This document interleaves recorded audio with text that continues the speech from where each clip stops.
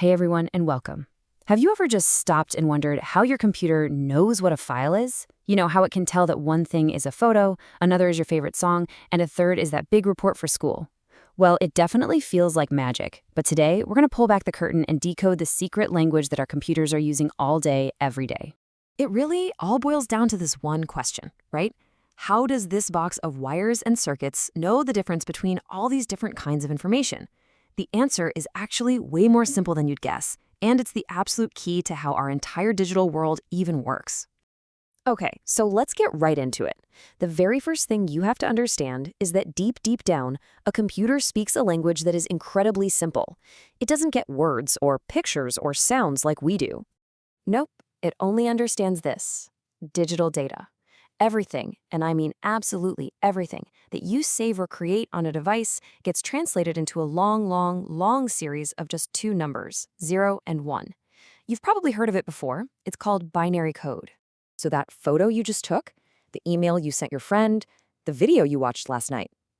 To your computer, it all just looks like this. It's kind of crazy, just millions and millions of zeros and ones, representing every single piece of information. When you really think about it, it's just wild. Our entire super complex, vibrant digital world is built from the ground up using just two little numbers. That is an absolutely incredible feat of engineering. Okay, but if everything is just a giant jumble of zeros and ones, how on earth does the computer make any sense out of it? Well, that's where what I like to call the computer's secret decoder ring comes into play: the file format. So, first off, the computer isn't just staring at one endless, chaotic stream of numbers. It's smart enough to group all that data into these neat little packages that we call files. You can just think of them as containers for all that information. And this right here is the really crucial part. The file format is like a label slapped on the outside of that container. It's the instruction manual. It tells the computer exactly what kind of zeros and ones are inside, and this is the most important part: which program it needs to use to actually read them. Just look at this. When a file is named myvacation.jpg, that little .jpg on the end is like a message to the computer that says, hey, this is a picture. Go get your photo viewer to open it. But without that little label, the computer sees the exact same zeros and ones, but it's totally lost. It has all the data, but zero instructions on what to do with it. All right, so now let's go on a quick little tour of the most common file formats that, honestly, you probably use every single day without even giving it a second thought.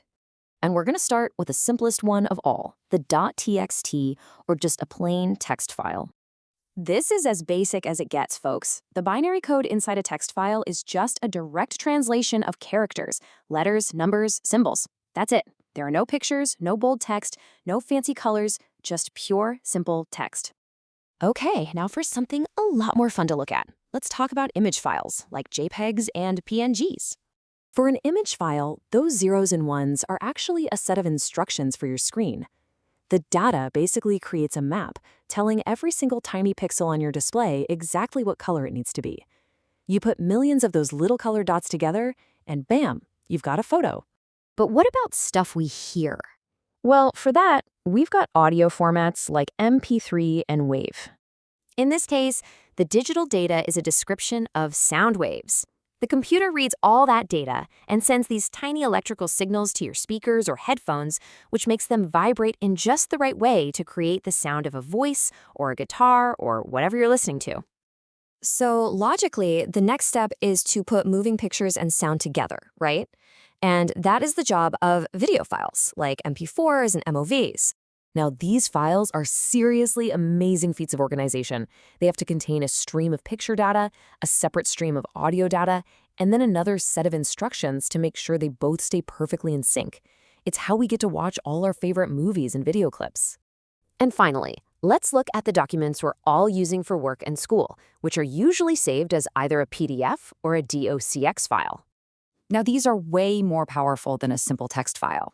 Think of them as super versatile containers that can hold all sorts of things at once: formatted text, pictures, charts, different colors and sizes, all designed to look exactly the same whether you're looking at it on a screen or printing it on paper.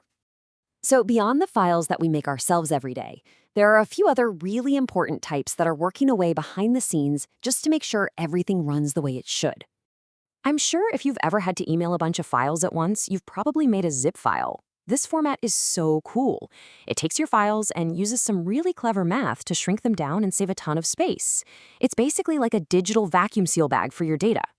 And then you've got the real heavy hitters. An exe or an app file isn't just data anymore. It's an actual program. It has instructions telling your computer to do something, like run a game. And then files like SYS or DLL are critical parts of your computer's operating system. And I have to give you a quick but really important warning here. Leave these system files alone. Seriously, deleting them can actually cause your computer to stop working altogether. So at the end of the day, file formats are the essential language that translates those simple zeros and ones into the rich digital lives we all have. They're the bridge between the simple mind of the machine and the complex world that we want to create. And that leaves us with a pretty cool question to think about. As our digital creations get even more complex, things like virtual reality worlds or AI models, what entirely new languages and formats are computers going to have to invent and learn next?